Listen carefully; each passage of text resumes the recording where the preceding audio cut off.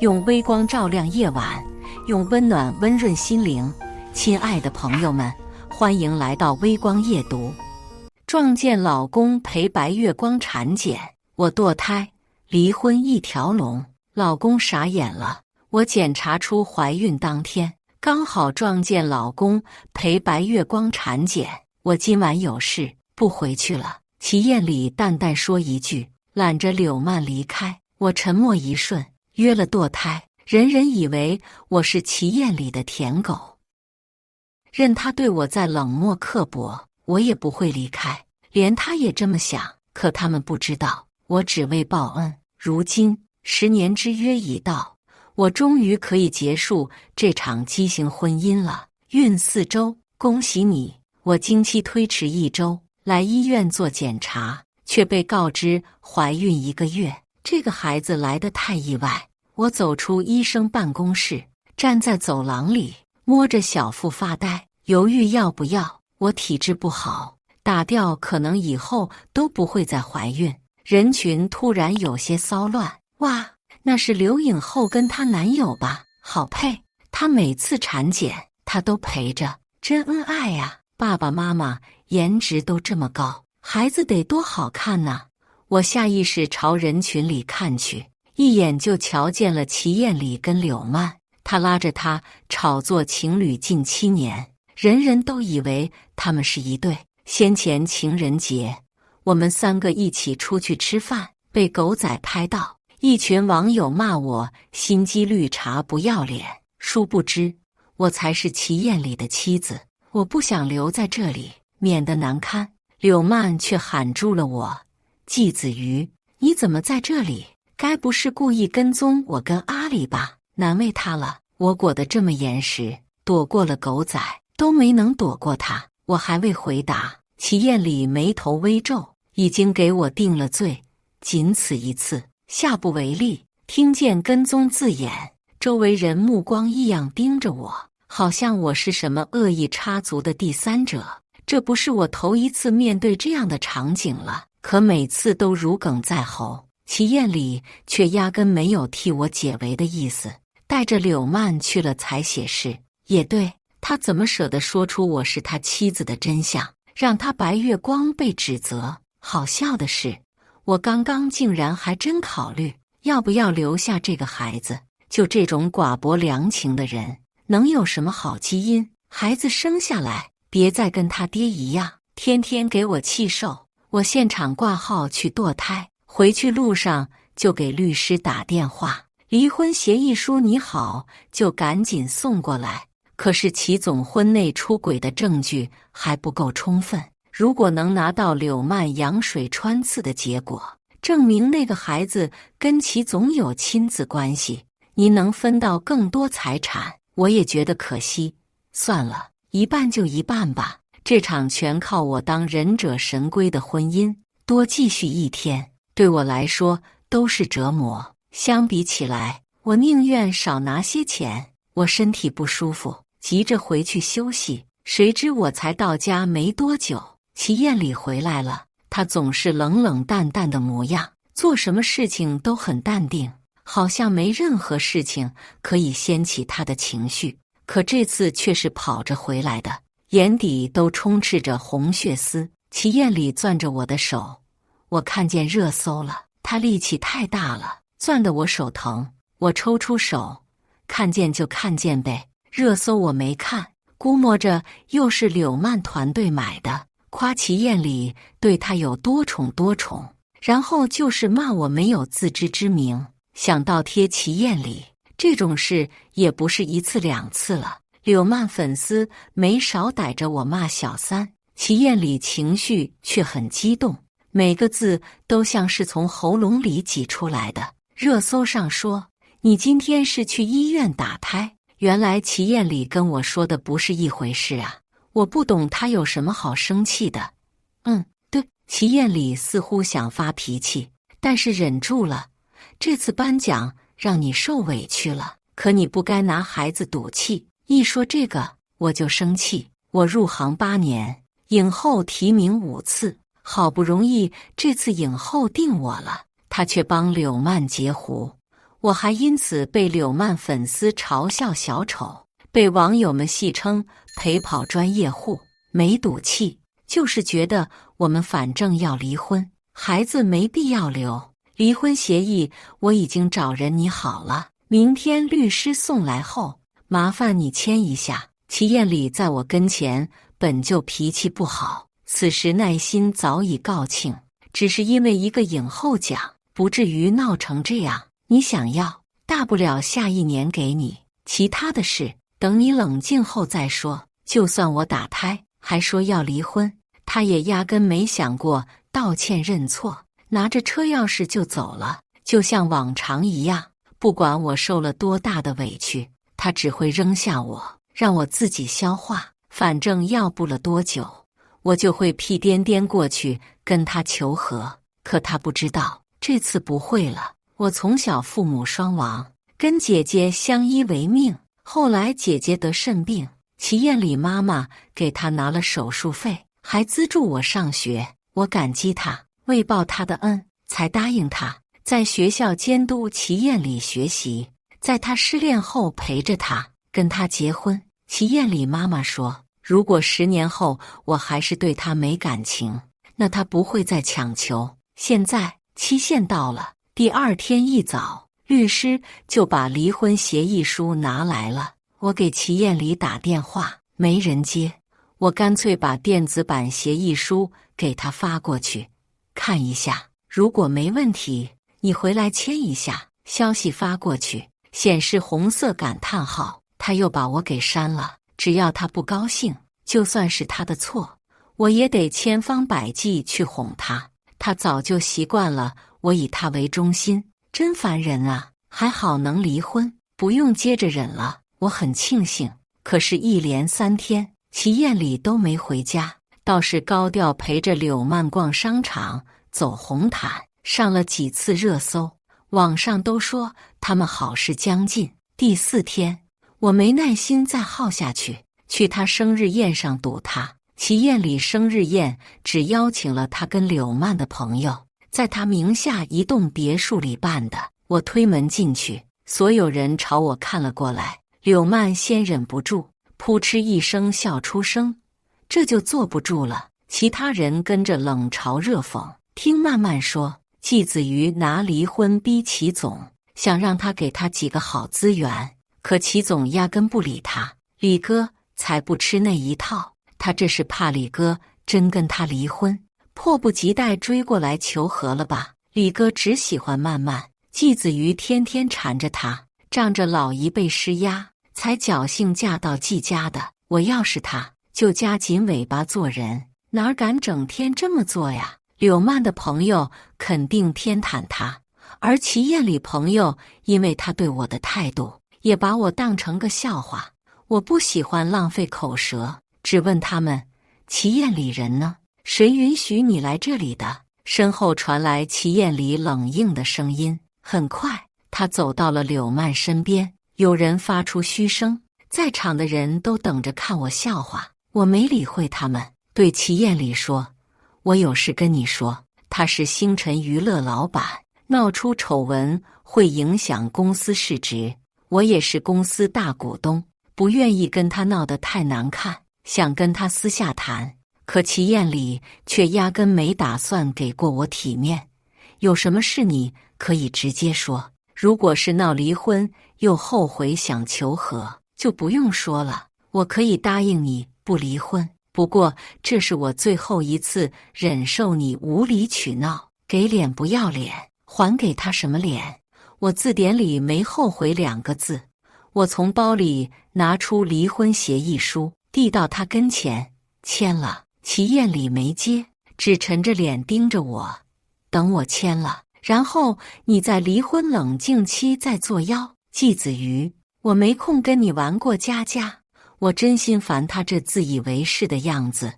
你放心，你的一切猜测都是在我喜欢你的基础上，可我从高中到现在一直缠着你，只是为了报妈的恩。现在我答应他的10年期限到了，绝对不会再跟你有半分牵扯。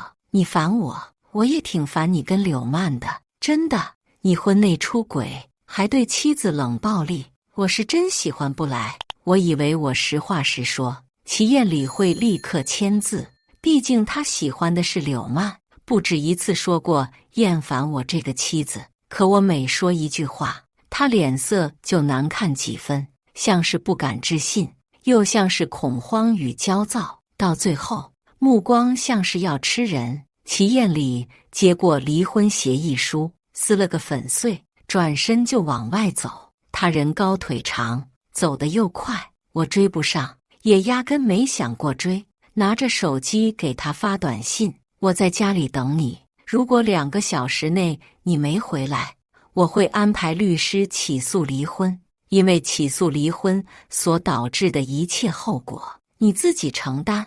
他跟柳曼搞婚外情的事情曝光，我倒是能洗白，可我是星辰娱乐大股东，他们一个是公司总裁，一个是公司签约艺人，他们深陷丑闻，会给我带来巨大经济损失，这也是我这些年忍耐他们的原因之一。我看了眼时间，开车回家，1个小时后，齐艳里才回来，面无表情，坐在沙发上也不说话。这是我重新打印的离婚协议书，我递过去，齐艳里接过，面色更沉。协议书被他攥得变形。见状，我声音也跟着冷下来：齐艳里，我耐心有限，你要是敢撕第2次，我们就直接法庭上见。齐艳里停顿了一下，把离婚协议书扔在桌子上，他盯着我。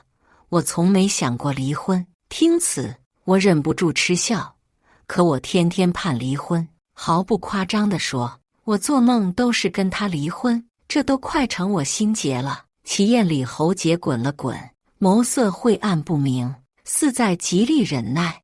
我平时在他跟前逆来顺受，他压根受不了我这种态度。齐艳里手指在茶几上敲了敲，星辰娱乐正准备上市，这时候爆出我们离婚，对公司不利，只要你不离婚，我可以分你5%股份。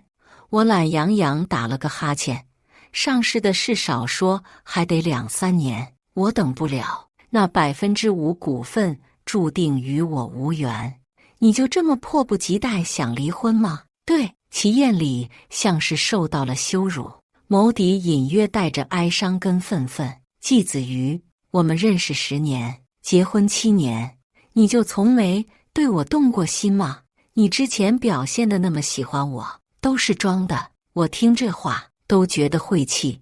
齐艳里，你好好想想，过去10年，如果你是我，你会喜欢上你自己吗？齐艳里脸上青白红交替，扔下一句我要找律师重新看下离婚协议书，仓皇离开。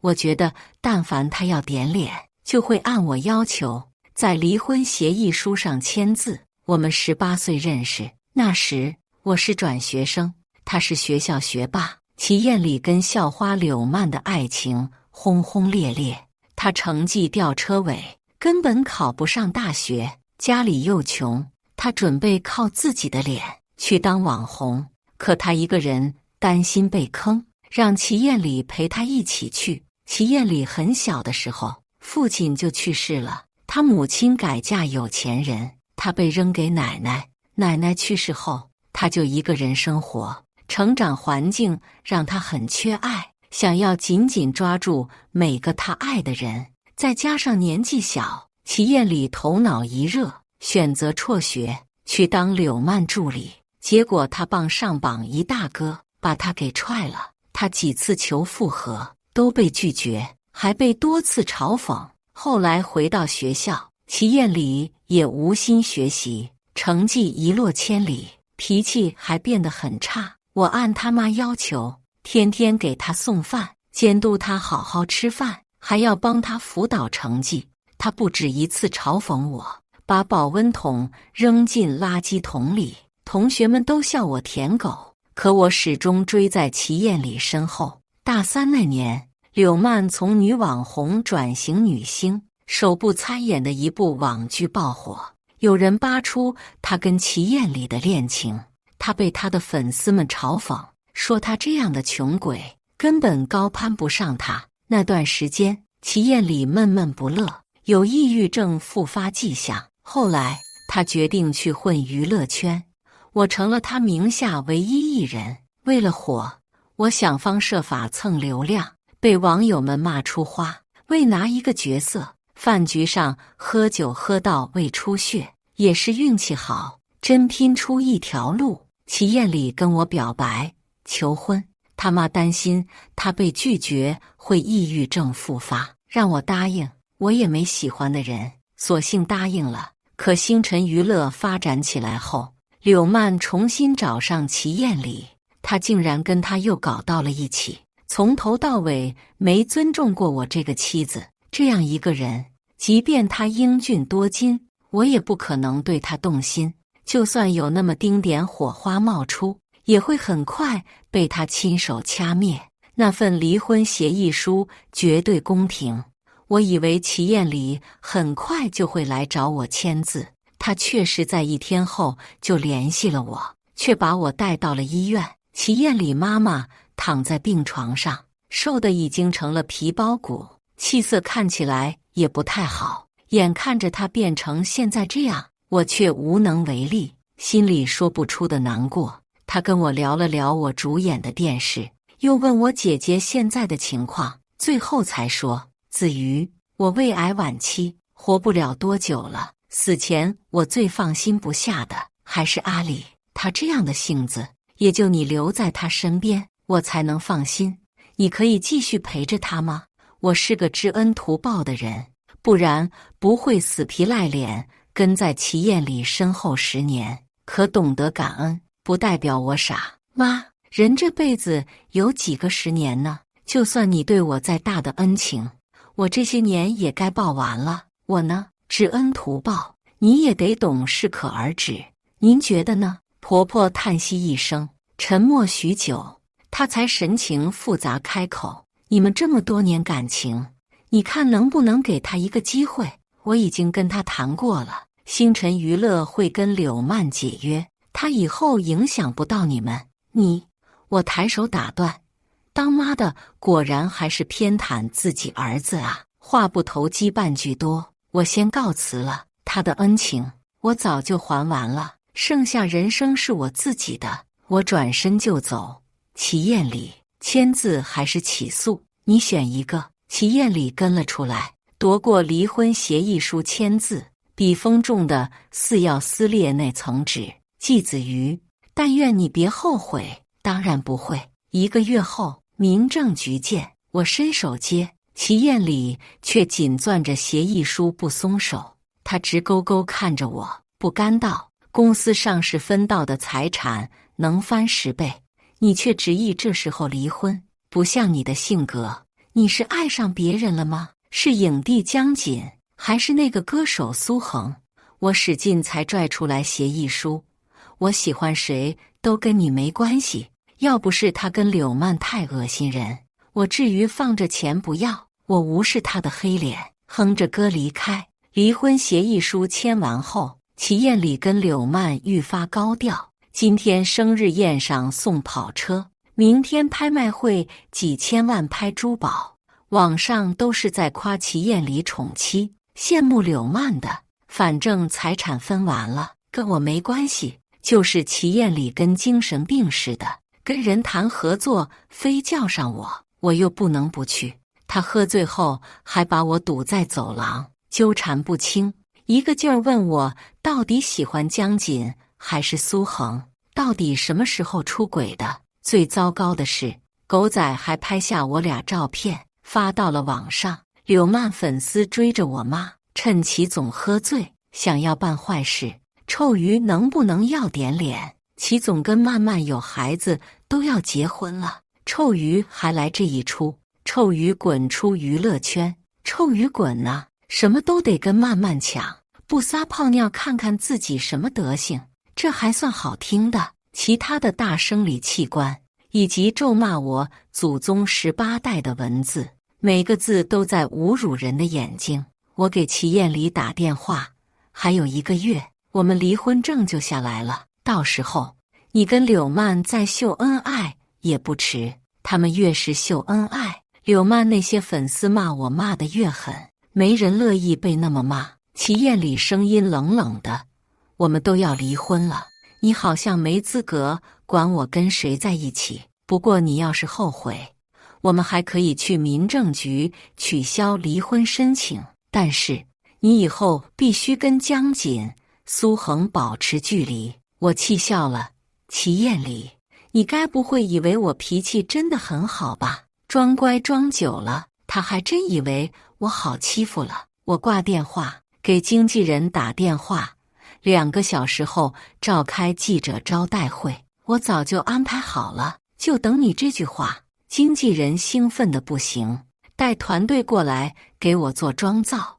他这些年来跟着我，没少受委屈，我给他转去100万，当是精神损失费。记者招待会开始，除了那些记者，好多柳曼的粉丝来了，冲着我叫骂：“小三，臭不要脸！齐总喜欢的是曼曼，你算什么东西？”保安想把人赶出去，我抬手拦住了，微笑道：“我算不了什么，顶多就是算齐艳里法律意义上的妻子而已。”我拿出结婚证放在镜头前，所有人震惊住了，包括柳曼的粉丝。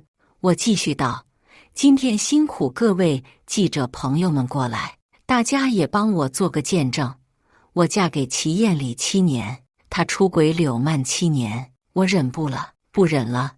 我已经跟齐艳里签订离婚协议书，决定与星辰娱乐解约。另外，柳曼雇佣水军对我侮辱诽谤，多名网友对我进行言语辱骂、造谣。我的律师已经收集好相关证据，将逐一进行起诉。我心眼小，欺负过我的人，我可一个都没打算放过。”记者招待会结束，网上炸开锅。天哪！季子瑜竟然跟齐艳里是合法夫妻，早就看柳曼不顺眼了。假惺惺的一个小三，怎么好意思倒打一耙的呀？齐艳里也不是东西，竟然这么对自己妻子，渣男贱女！齐艳里跟柳曼之前秀过多少次恩爱，如今那些恩爱视频、照片拎出来就有多嘲讽。多家代言宣布跟柳曼解约，几个已经定下来的剧组角色宣布换人，就连影后奖组委会的人也宣告作废。听说还有疯狂粉丝线下给柳曼寄花圈跟死老鼠。曾经他利用网络暴力给我带来多少困扰，如今他就遭到多少反噬。柳曼给我打电话，歇斯底里指责：“你这样在外面胡说八道，我的商业价值降低，阿里名声变臭，公司别说上市了，连如今的价值都保不了，你作为股东利益也会受损，你是疯了吗？说几句实话而已，这就受不住了，找你的阿里帮你撤热搜啊？就是吧，他这会儿可能顾不上管你。季子瑜，我又不聋，小声点，情绪别这么激动，气流产了，责任可不在我。”我挂掉柳曼的电话没多久，齐艳里就沉着脸找来了家里。齐艳里面无表情盯着我：“伤敌1000，自损800，你恋爱后智商也降低了吗？就为了江锦、苏恒，损失近10个亿，你脑子被狗吃了吗？”我挑挑眉，看来齐总情报水平不行啊。我股份已经卖出去了，损失的人只有你，可不包括我。早在3天前，他忙着陪柳曼四处秀恩爱的时候，我就让姐姐席希柔把股份卖给了第2股东刘东。我跟姐姐一个随母姓，一个随父姓，压根没人会联想到我们的关系。因为我走的黑红路线，担心影响到公司，我的那部分股份一直放在姐姐名下。除了齐艳里跟柳曼，没人知道这件事。至于刘东，他平时跟柳曼关系很不错，没少挤兑我，给我使绊子。我坑他，没有一点心理负担。齐艳里脸上尽是不敢置信。你算计我？怎么就准你算计我？恶心我？不准我反击吗？别搞得自己像个受害者一样，看着反胃。我给过他跟柳曼很多次机会，是他们欺人太甚。反正恩已经报完了，我才懒得跟这种脑子进水的人掰扯，把他赶了出去。签离婚协议书的时候，我要了这处房产，但齐艳里老来这里找我，还挺烦的。我干脆搬去新住处，几个至交好友约好了，一起来找我。你跟齐艳里隐婚都不告诉我们，真有你的！让小三在你头上蹦跶7年，忍者神龟呀！别说这些糟心事了，恭喜子瑜脱离苦海。他们说着替我庆祝，可我刚堕胎，得吃清淡的。他们在我跟前胡吃海塞，看得我止不住咽口水，只觉得找了一群仇人过来。影帝江锦对外人设高冷酷拽、高智商，他粉丝们都以为他跟他演的大反派一样，足智多谋、运筹帷幄。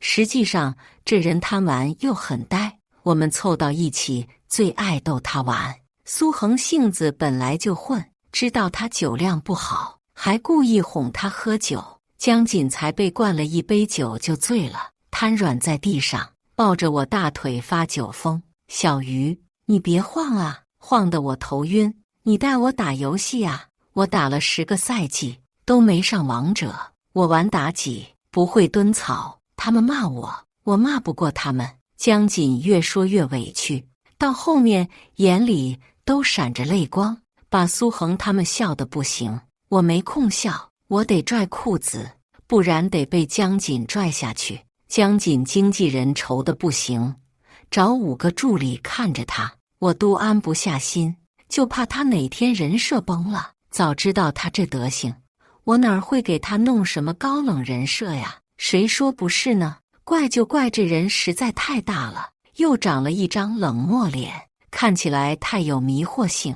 一群人闹腾了一会儿，就陆续走了。他们一个个忙得很，来我这儿待一会儿，都是好不容易挤出的时间。苏恒临走前悄咪咪跟我说：“好妹妹，我可从你刚出道就罩着你，你跳槽优先考虑我们公司啊。我哥说了，只要你肯来，江锦许诺给你的分成，我们可以高1个百分点。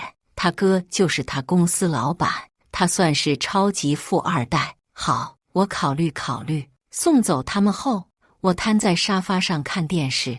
这些年忙着帮齐艳里实现梦想，我已经很久没这么悠闲过了。大半个月过去，星辰娱乐一直在热搜上。反正近几年别想上市了，老实说挺可惜的。要是上市了，我可以拿更多。距离离婚冷静期期满差2天，齐艳里约我见面。齐艳里这段时间忙得焦头烂额，眼下发青，胡子拉碴，人都瘦了1圈，看起来比她被柳曼甩那会儿还落魄。休息1个多月，身体好些了吗？齐艳里问我。我端起茶水抿了一口。堕胎当天跟之后几天，你见了我都没关心一句，现在才问，是不是有点过于虚伪了？我只是很期盼那个孩子的到来，你都没跟我商量就打掉他，我没办法不怪你，你又不缺孩子，也不至于在意这个吧？我们之间，齐艳里向来是高高在上、咄咄逼人的那个，如今位置颠倒，他下意识皱眉，想发脾气，又忍住了。齐艳里有些别扭地解释：“柳曼肚子里孩子不是我的。”我跟他从来没有亲密接触过。我欣赏着新做的美甲，漫不经心接话：“我知道呀，他之前给了你那么多难堪，你不可能毫无芥蒂接纳他。你喜欢看他绞尽脑汁讨好你的样子，这也是你签约他的初衷。当然，你还顺便给他画大饼，哄他牺牲美色陪那些大佬，为公司拉资源。你想物尽其用后，再把他做的事捅出去，让他跌落谷底，这是你对他的报复。至于你允许他拉着你炒作，还纵容他欺负我，也是因为我跟苏恒、江锦都传过绯闻。你觉得我给你戴了绿帽子，心有不甘，所以借着他把这份侮辱还给我。而且公司早就不用靠我养活了，你可以借着那些流言蜚语逼我退圈，这样我不用跟其他男人接触，你才有安全感，是吧？齐艳里认识他这么多年，我很清楚他是什么人。他拿到那么多资源，都是靠柳曼陪睡，所以江锦跟苏恒给我资源，他理所当然认为我也出卖了身体。可他不知道，不止他们，还有很多女明星跟女老板也会给我资源，因为他们能看到我身上的价值，而不像他一样觉得女人只能靠一身皮囊。齐艳里听着我这些话，神色几次变换，最后他才哑声道：既然你知道没必要跟我离婚，我从没出轨，也没想过跟你离婚。我翻了个白眼，你该不会以为男女离婚只有出轨这个原因吧？齐艳里干巴巴道：我以后不会再让其他人爬到你头上，不过你也得跟其他异性保持距离，那些亲密戏份以后你不能拍。如果你还有其他条件，也可以跟我商量。我毫不犹豫拒绝了。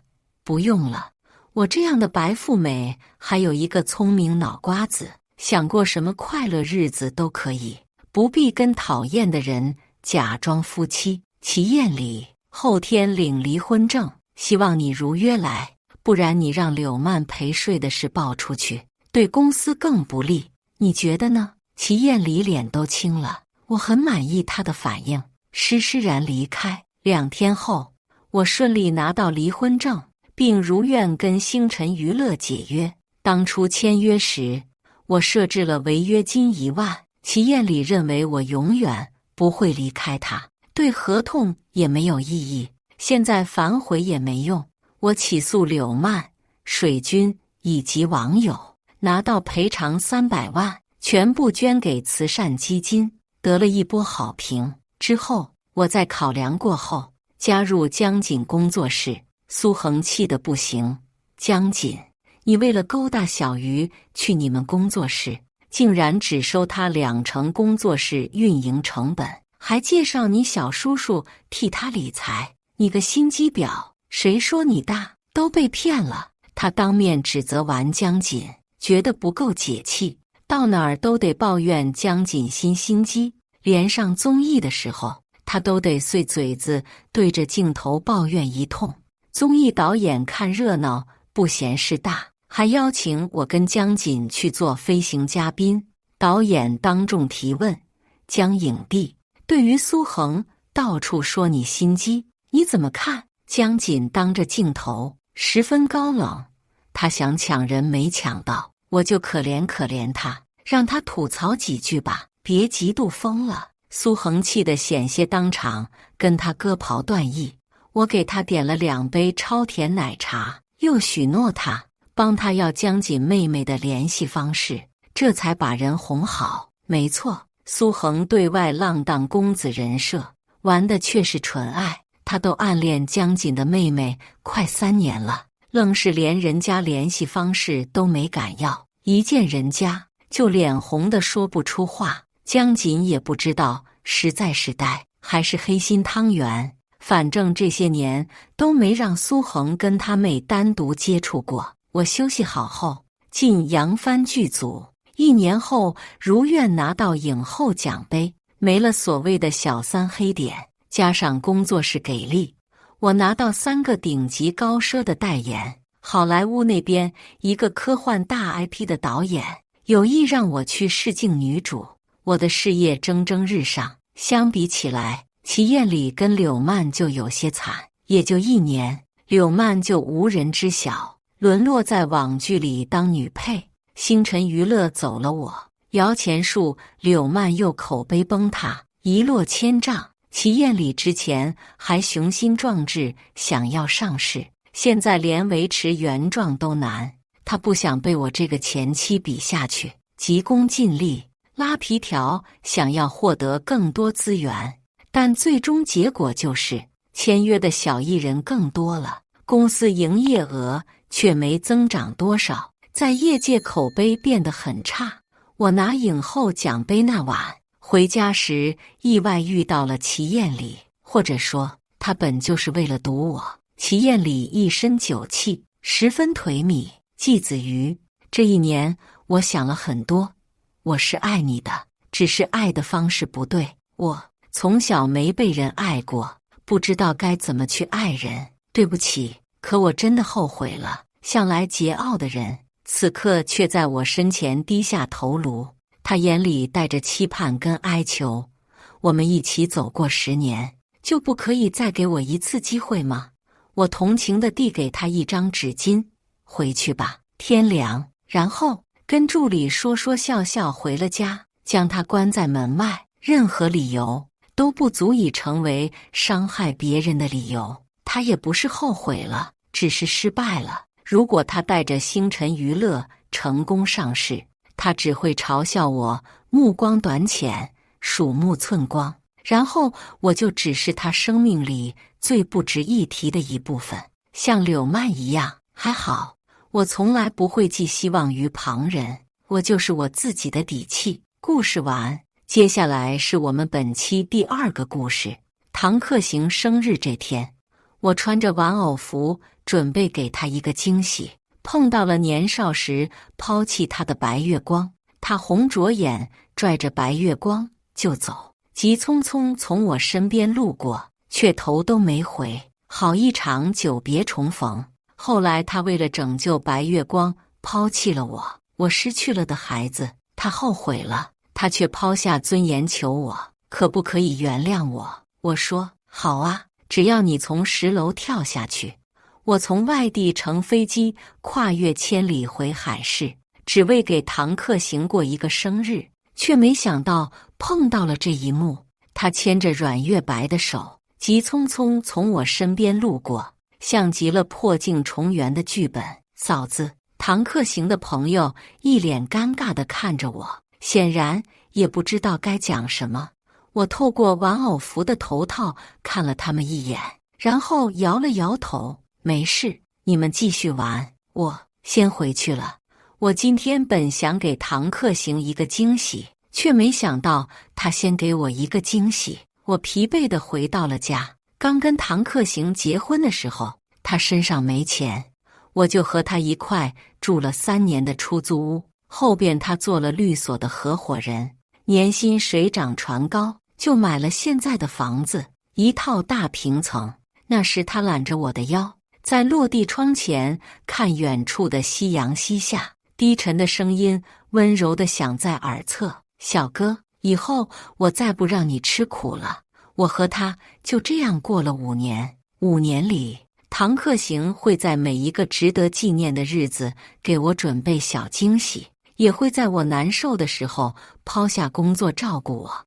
我闹脾气的时候，他也会情绪稳定地安抚我。时间太长了，以至于我都忘了。唐克行最初娶我是因为和阮月白赌气。唐克行半夜回家，发现在沙发上半睡半醒的我，愣了一下。什么时候回得家？怎么不和我说？他弯下身替我掖好毯子，身上带着寒气，还有一股淡淡的香水味，让人闻着不舒服。我捂住鼻子，瞥见他衣领上的泪痕。你去哪儿了？我能去哪儿？吴瑞他们几个给我。唐克行面色平静，毫无撒谎的迹象。我冷笑一声，戳破他的谎言。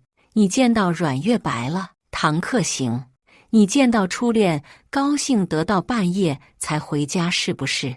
唐克行顿了一下，轻脸皱眉，对我说：齐哥，我是见到他了，但是我打断他：唐大壮，你能不能别把我当傻子？昏黄的灯光下，唐克行吸了口气，他金边眼镜下的眸直直地看着我。我只是恰好碰见他，他遇到困难，我想帮他一把，不行吗？我和他什么都没发生。他站直了，神情冷清。齐哥，你的情绪可以稳定些吗？不要无理取闹。无理取闹。我掀开毯子站起来，和他对视着。你别忘了，你现在是我的丈夫。我熬了好几天夜，提前完成工作，回来给你过生日。而你呢？你是怎么回报我的？牵着阮月白的手，心疼地拉他走。你要是忘不了他，就别和我结婚了。我们明天就去离婚，让你和他破镜重圆。唐克行拧起眉，齐哥，不要闹，当初是你心甘情愿嫁给我的。哦，我差点忘了。当初唐克行向我求婚前告知过我，他想尽快摆脱阮月白对他的影响，问我肯不肯嫁给他。那时的我被爱冲昏了头脑，心甘情愿地扑入他的怀抱。毕竟那时的我已经暗恋他5年。领证当天，唐克行在民政局外的梧桐树下低着头看我，眸色温和。他说：“齐哥，我会忘记那些过去，不会让你伤心。”他骗我。我和唐克行开始了冷战。可第2天一起来，我盯着手里2条杆的验孕棒发愣，上头2条杠清晰无比。这算怎么回事？我拿着包就去了医院，最后确认自己是怀孕后，我盯着和唐克行的微信聊天框发呆。我和唐克行常常聊天，但往往都是我的话多。天上飘着像兔子的云，秋天的第一片落叶，路旁追蝴蝶的小狗。唐克行忙，鲜少回我，但偶尔也会回复些可爱很像的词语。如果我告诉他我怀孕了呢？我给他拨了个电话过去，他很快就接通，声音清冽：“怎么了？你现在在律所吗？”不知怎地，我有些紧张。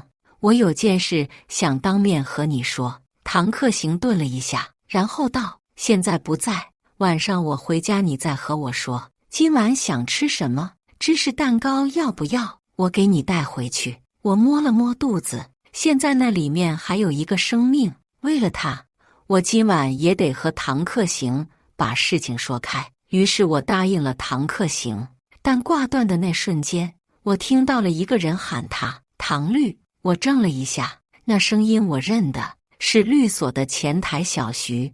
我驱车去了唐克行的律所，律所在市中心寸土寸金的大厦28楼。我乘电梯上楼时，忍不住紧张地捏了一下手里的报告单。从前律所刚创办时，我常给唐克行送便当，偶尔也请律所的人们吃点心喝下午茶，所以一进门我就熟稔地和他们打了声招呼，直接就朝唐克行的办公室走去。临门几步的时候，唐克行的合伙人拿着文件从另一间办公室出来，抬眼瞧见我：“齐哥。”我推开门，女人的啜泣声响起，说自己不在律所的唐克行背对着我，他站在阮月白身边，手上递了一张纸巾给他擦眼泪。我顺手把门关上。“你怎么来了？”唐克行转身见到我，眉眼间闪过一丝慌乱，但很快不见。“齐哥，你不要误会。”阮月白连忙起身，却不小心绊了一下脚，幸亏唐克行及时扶住他。我深深地吸了一口气，直直看着唐克行，甚至气出了一个笑。唐克行一边骗着自己老婆，一边帮别的女人擦眼泪的感觉，让你很满足吗？我的话让唐克行的脸色很难看，他帮阮月白站好，沉下语气：“回家我会和你解释。”我没回答他，转身拉开门就走。一路上我走得风风火火，恨不得赶紧离开这个地方。直到走到了电梯前时，一个人才匆匆追上来，口中叫道：“齐哥。”是唐克行的合伙人。他好不容易追上我，舒了口气，笑道：“你刚刚是不是骂了克行？”我从没见他的脸那么难看过。他是唐克行的师兄，从前帮了唐克行许多，因此我也不好摆个臭脸。我低下眼等电梯，抚上肚子。他不该骂吗？电话中告诉我在外面，实际上在和阮月白共处，他但凡能说实话，我也不至于这么生气和失望。阮月白要离婚了，这回是来律所咨询的。师兄瞥了一眼四周，轻声：“客行是看他可怜，想着帮他一把。上回在 KTV 也是。齐哥，你想想，阮月白那样的人，该到什么样的境地才会在 KTV 卖酒呢？你也别怪客行，阮家从前到底帮过他许多，何况这回阮月白他是家暴。回到家里的时候，我的心仍旧是乱的。”唐克行和阮月白有过一段情。高中时，唐克行父母双亡，因为成绩优异被阮家资助，而阮月白和他又是同班同学，久而久之生出爱情来。可到了大学毕业，阮家不同意阮月白和唐克行，对唐克行百般折磨，最后因为阮月白放弃了这段感情，唐克行才真正放手。那时的唐克行在外一丝不苟，私下却颓废。我是从那时候偷偷跟在他身边的，直到1年以后，阮月白嫁给门当户对的男友消息传开，在第2周，唐克行给我买了只很闪的钻戒，问我要不要嫁给他。我飞蛾扑火般开始了这段婚姻。可现在怎么不开灯？唐克行进门时，我才反应过来，天已经黑了。他打开客厅的灯，手上拎着一个精致的蛋糕盒，放到我面前。吃饭了吗？没吃。我给你点触麦，小口。碰到了年少时抛弃他的白月光，他红着眼，拽着白月光就走，急匆匆从我身边路过，却头都没回。好一场久别重逢。后来他为了拯救白月光抛弃了我，我失去了的孩子，他后悔了，他却抛下尊严求我，可不可以原谅我？我说好啊，只要你从10楼跳下去。我从外地乘飞机跨越千里回海市，只为给唐克行过一个生日，却没想到碰到了这一幕。他牵着阮月白的手，急匆匆从我身边路过。唐克行眼睛微垂，阮家在我最难的时候帮过我，即使后来，但我也想亲手帮他一回。我站起来，看着他说：“你敢说你没有私心吗？齐哥，我最后和你说一遍，我现在是你的丈夫，我和他之间是不可能的。”唐克行眉心微皱，他一抿薄唇，神色有几分倦：“你不要总和我闹。现在我只是他的律师，仅此而已。”说完，他扫了眼我，耐下心来，我们都各自冷静一下。他转身就出了门，留下哑口无言的我站在原地。空荡荡的客厅里，我扭头就瞧见墙壁上挂着的照片，是我和唐克行领证那天拍的纪念照。照片上，我穿着白色的蕾丝裙子，头上戴着小头纱，挽着穿着深色西装的唐克行，很是高兴，笑得眉眼弯弯。我突然就后悔了，唐克行圆我吗？嫁给他这5年，我从没想过这个问题，今天是我第一次想起，也是最后一次，因为我知道答案。他本来就不是因为爱和我结婚，那肚子里的孩子怎么办？但不过一会儿，门被人从外打开，唐克行拎着外卖，一步一步走到我面前，放下手里的东西，低下身为我擦了擦脸，语气很是无奈：“别哭了，齐哥。”他蹲下来，叹了口气：“是我的问题。”他帮我擦眼泪，指节抚过我的眉梢，耐心地说道：“我只帮他这一次，绝不会公私不分。事情结束后，我也不会再和他有牵连，好不好？”看着灯光下唐克行平常冷肃的脸，柔和着眉目，我最终应道：“好。”我跟唐克行和好了。第2天，我就把孩子的事告诉了唐克行。那会儿他正在穿外套，得知了这件事，一时间愣在那里毫无动静，一双眼怔怔地看着我，动也不动。半晌，唐克行才哑着声开口：“真的。”我一时不知道是该气还是该笑，吃了口碗里的麦片。我把早就准备好的报告单递给了他，唐克行伸手接过。阳光下，他一直盯着报告单看了足足3分钟，才放下它。他突然抱住了我，埋首在我颈侧：“齐哥，谢谢你，真的谢谢你。我发誓，我会照顾好我们的家，照顾好你，照顾好宝宝。”话语间竟有几分哽咽。我知道他为什么这样说。他自幼孤苦无依，只有奶奶和他相依为命，最想要的就是一个家。行了行了，去上班吧。我抱了抱他，催促道。平日里最冷静的唐大律师，这时也一步3回头，看了我许多眼才走。5分钟后，唐克行的师兄突然给我发了个微信：“齐哥，克行这是怎么了？发生什么喜事了？一掷千金啊！”配图是微信的一个抢红包截图，总额是8888，备注是同乐，简洁无比。我哭笑不得，像这样子也很好。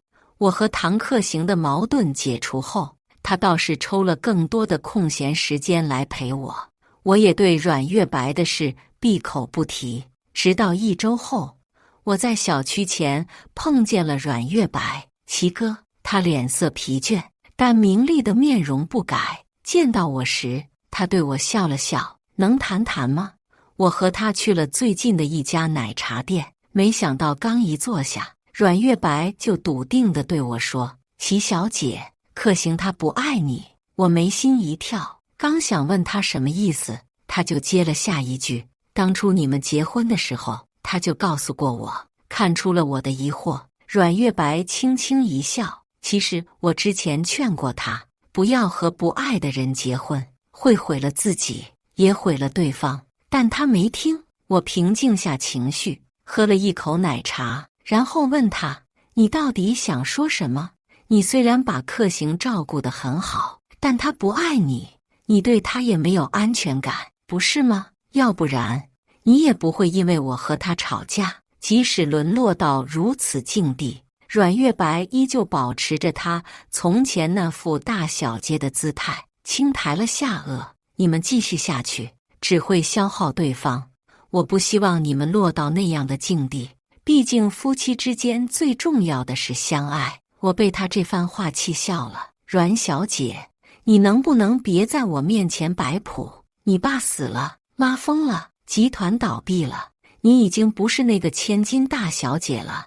你面前这杯芝士葡萄都是我付的钱。”我特地指了指被他喝了2口的芝士葡萄，他估计也没想到我这么不客气，脸色顿时难看起来，而我丝毫不给他面子。你该不会是想我和唐克行离婚，你再嫁给他吧？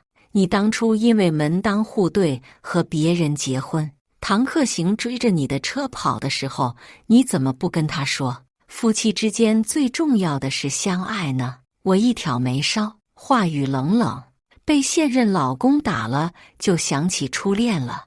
你爸爸当初怎么打压唐克行的，你心里没数。克行对你只是责任而已，你不能这么自私的把他困在你身边。他从始至终爱的人都是我。前天他才给我过生日，我受不了他神经质一般的念叨。我和唐克行现在过得很好，等明年孩子出生了，我会请你来喝满月酒。”冷哼一声，奶茶店里其他人的目光也被我的话吸引来，全都聚集在了阮月白身上。他一时无措地坐在原地，而我根本不管他，直接走人。当晚的风开始急了起来。我从阮月白的微博小号页面退出来的时候，唐克行打来电话，晚上律所聚会，他会尽快回来。我心不在焉地应了他一声，随即挂断电话。此刻在我脑海里完全都是阮月白最新的一条微博，3天前发的，爱的人在身边。配图是一束放在木桌上的卡布奇诺花束，还有一桌的菜。而在照片的一角，是唐克行的一只伯爵表，是我之前送他的生日礼物。他从不离身。3天前，唐克行晚上下班回来，还给我带了小蛋糕，并亲手给我下厨。那时我发现他手指上有一道新伤痕，他告诉我是在锁里不小心划伤，没有大碍。我信了，现在才知道，原来是给阮月白做菜而受的伤。我深深地吸了一口气，站在落地窗前，漆黑的夜空已经开始下雨了。我从高3那年就知道唐克行，同年级的学神级人物，次次以断层的分数蝉联成绩榜第1，也是阮月白的男朋友。那时的唐克行和阮月白就像是小说里的主角一样，未来可期的穷小子和生来骄傲的千金小姐，而我只不过是他们的背景板。我也是在那时候无意发现了阮月白的微博小号，里面记录的都是唐克行和他的生活，一起看电影，一起逛游乐场。因为他喜欢，所以唐克行每回都会送的卡布奇诺玫瑰，每翻看我都是羡慕的。没想到到现在也是如此。站在那做什么？门被人打开，我转过头，唐克行回来了。他手里拎着一袋超市买的东西，眼镜下的眼眸含笑，声音温和。我和他们说了，先回来陪你，中途在超市买了些东西，都是你喜欢吃的。我木着一张脸看他，无动于衷。察觉到不对劲，唐克行放下手里的东西，向我走近，身上有几分潮气。怎么了？你骗我？2句话同时响起。唐克行一愣，随即想到了什么，照旧走近。我想牵我的手，又胡思乱想了。齐哥，我向你承诺过的，你不要乱想。我把手抽出，讥诮一笑。我缓缓道，你给阮月白做律师，就是给他过生日、买花、做饭，不知道的以为你才是她老公呢。唐克行从容的神色顷刻间消散。他一抬眉，刚要说些什么，手机就响起了。接通后，我让他打开免提，阮月白的求救声响起：克行，克行，救救我！他找到我住的地方了，快过来救我！我好害怕，他好像喝酒了。克行，帮帮我，求你了！与他的声音同时响起的是砸门和叫骂声：贱人，你他妈给我出来！不然我打死你！我和唐克行对上眸，然后我就听见他说：好，你先保护好自己，我这就来。简短的通话就此挂断。齐哥，我先过去一趟，关于我骗你的事，我很抱歉，回来我一定向你解释清楚。闷雷作响，我一把拽住唐克行的手，勉强地对他露出一个比哭还难看的笑。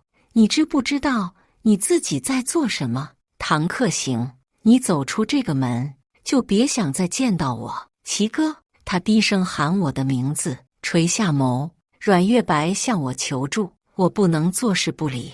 你为什么不能理解？我为什么不能理解？呵，他有邻居，有警察，为什么偏偏要你去？你今天不准走。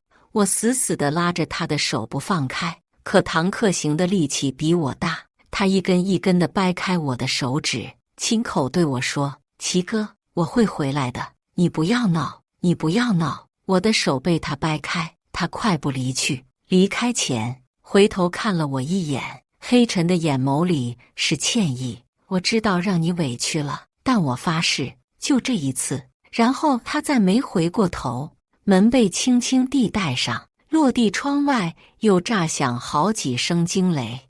我失魂落魄地走进卫生间，想冲一把脸，却发现镜子里的我狼狈不堪，脸色惨白，眼眶通红，嘴唇也毫无血色，几道泪痕印在脸颊边。即使是这样的我，唐克行也不会留下来，他要做一个骑士，去拯救他曾经的公主。而我，轰隆，灯光瞬间暗下，大概是跳闸了。我深吸了一口气，向外走去。可就在走出门槛的一刹那，脚下一滑，我直接一屁股摔在了地板上，随之而来的是一阵来自小腹处的绞痛。而我养的猫咪大橘也匆忙跑到我身边，围着我走，一直喵喵个不停。我的背靠在卫生间的门上，打开手机的手电筒照了照自己，发现裤子内侧氤氲开了血色。我向来是个忍不了痛的人，可这一刻我却一滴眼泪都没掉，反而冷静地打了电话给我哥。电话很快被接通。哟，大小姐，怎么给我打电话了？依旧是见里见气的语调。我和哥哥年纪相仿，从小就是打打闹闹长大。从前我听了这句阴阳怪气的话会生气，可现在只有满腹的委屈。我的眼泪唰地掉下来。哥，我肚子疼，你能不能过来一趟，送我去医院？我和唐克行的孩子没保住。我做完手术出来时，医生安慰我：小姑娘别难过，回去好好养身体。我哥在旁边跟着我，眼眶通红，低着声问：唐克行他人呢？死哪儿去了？言辞之间满是恨恨，因为我不让他给唐克行打电话。何必呢？在失去孩子的那一刻，我就明白了，我不再需要唐克行了。哥，别说了，我有点累。偏头闭上了眼，他知道我难过，也不再开口。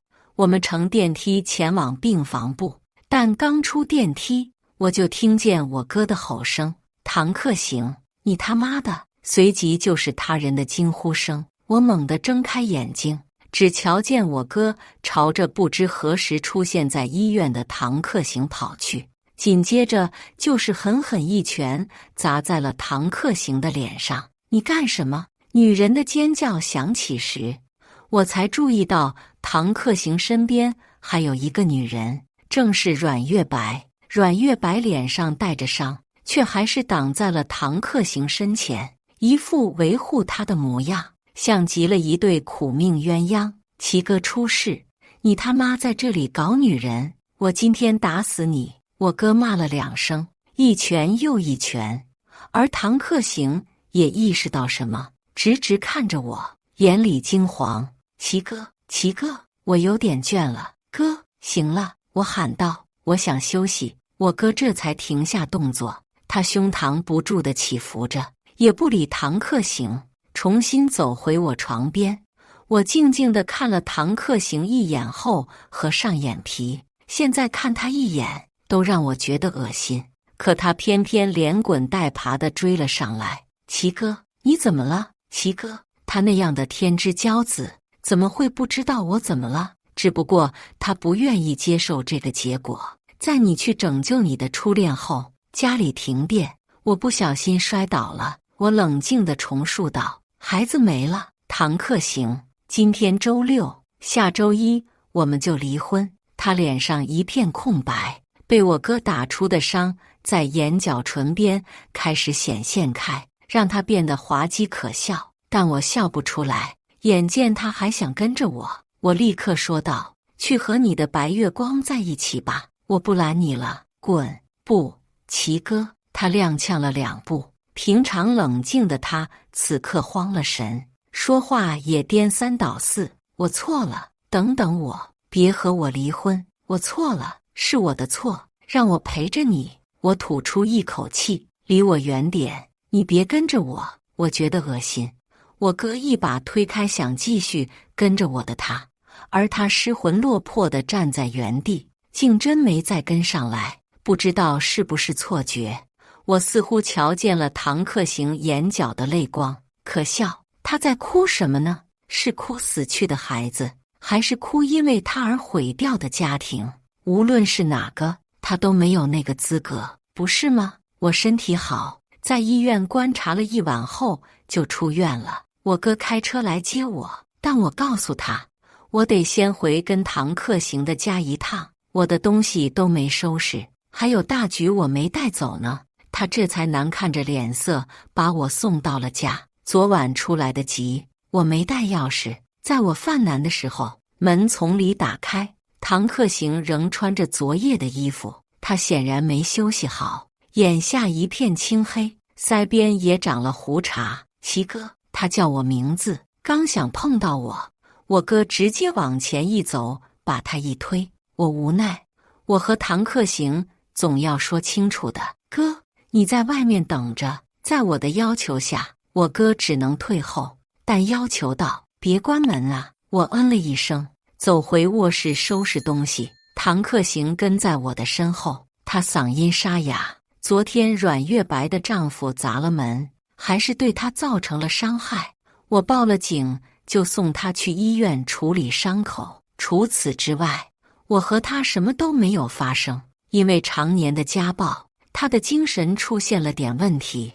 她生日那天给我打了几十个电话，如果我不去，她就从楼上跳下去。我实在没办法。”她解释着那些让我伤心的事。和她的着急不同，我十分的冷静。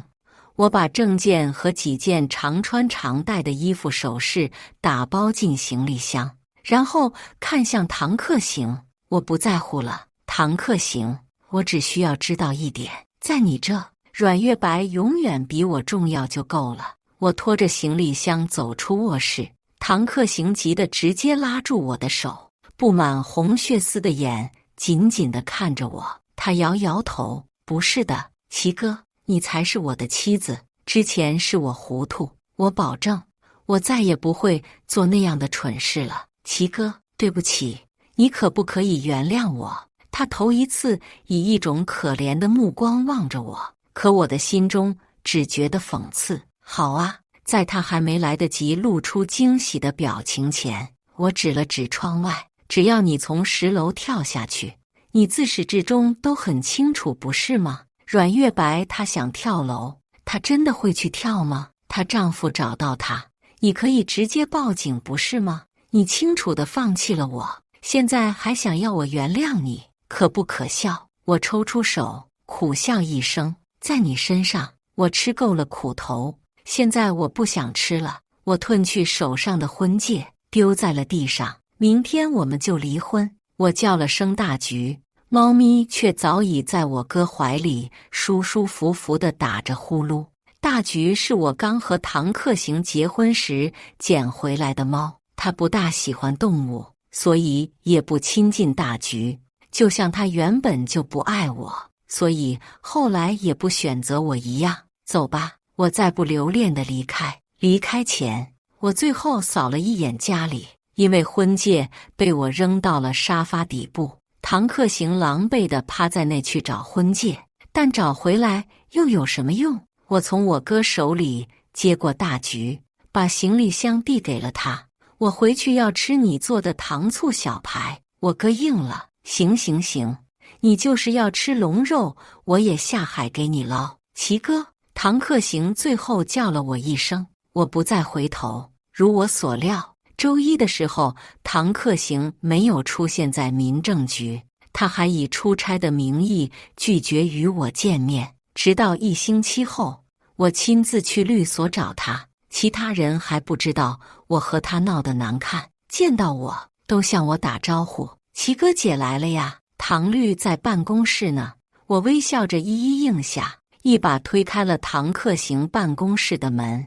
他正在和人打电话，眉头紧皱着，瞧见我来了，立刻挂断了通话。“你来了。”像从前每一次我来律所一样，他行事从容地给我倒一杯水：“快吃中午饭了，要不要一块出去吃？或者我给你点外卖？”我站在原地，没接他的水，静静地看着他。不过短短1星期的时间，他就瘦了许多，轮廓愈发分明，脸上有点憔悴。“不用了，我等会回家吃饭。”我冷声道：“唐克行，你30岁了，能不能别这么幼稚？下午我们就去民政局。”他的脸色顿时苍白，苦笑着勾起唇：“齐哥，我知道我对你的伤害很深，你真的不能给我一个弥补你的机会吗？”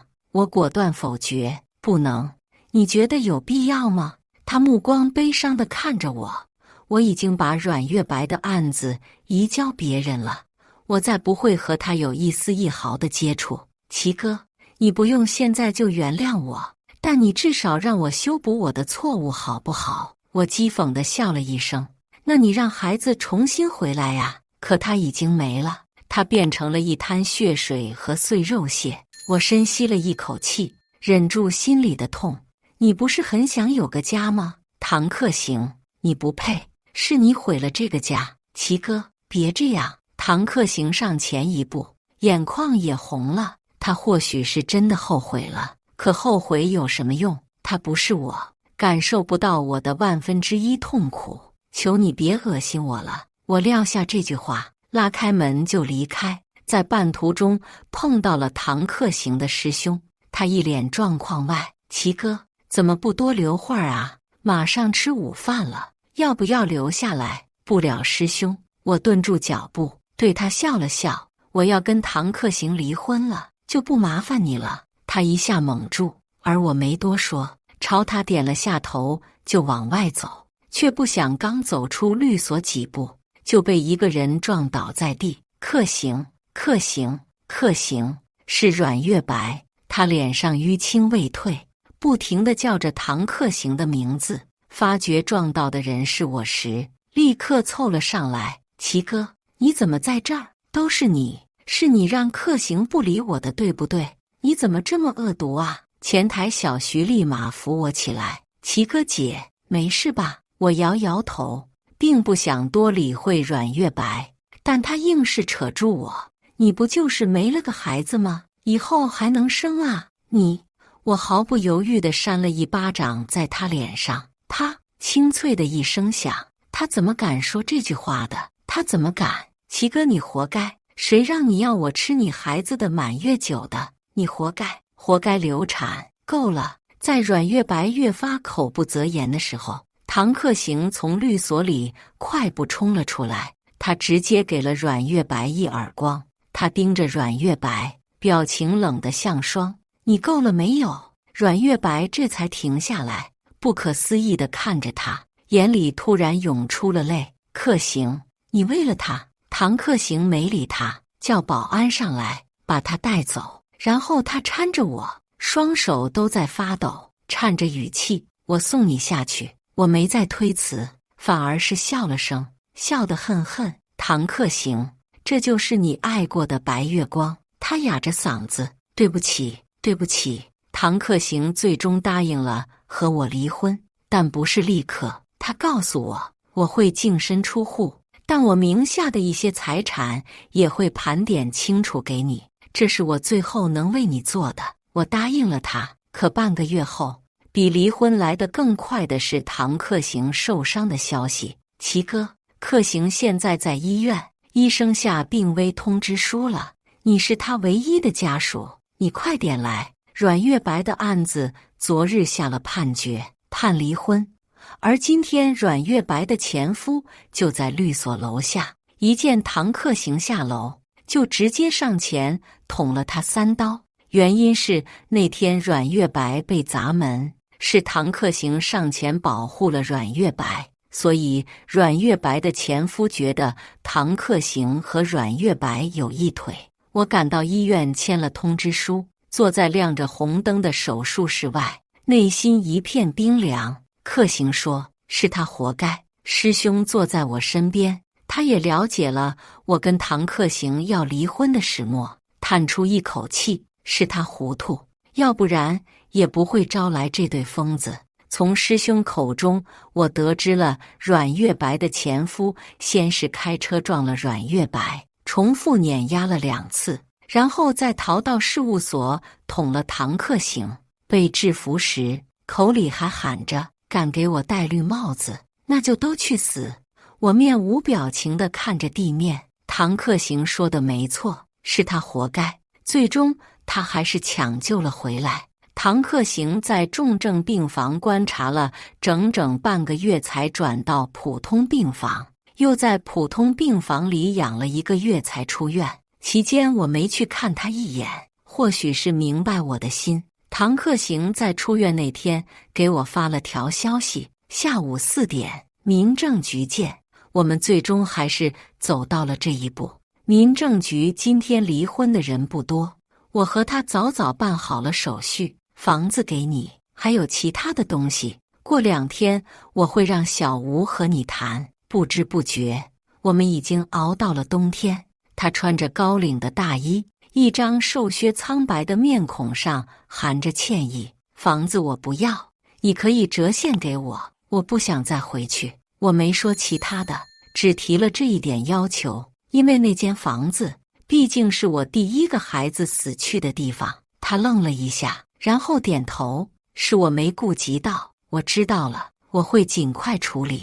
我望着他瘦得过分的脸，我最后说了一句：注意休息，照顾好自己。他的眼一下就红了。好，你也是。我对他点头，把离婚证塞进包里，然后转身。天上不知什么时候飘下了小雪，我快步走向我哥停在路边的车。在走路的途中，我可以感受到唐克行的目光，但我没有转头。总算有件喜事了。走，哥请你吃大餐去。我哥明显高兴，一脚踩下油门。坐在副驾驶上的我最后瞧了眼后视镜，唐克行孤零零地立在那的身影渐渐变远，然后消失不见。是啊，是喜事，的确是一件喜事，因为我的人生彻底翻过这页了。感谢大家的观看。本期影片大家觉得是第一个故事精彩，还是第二个故事精彩呢？欢迎大家在下方评论区讨论。如果你喜欢这类故事，记得点击订阅微光夜读，并分享给更多的人，这会对我帮助很大。再次感谢大家的观看。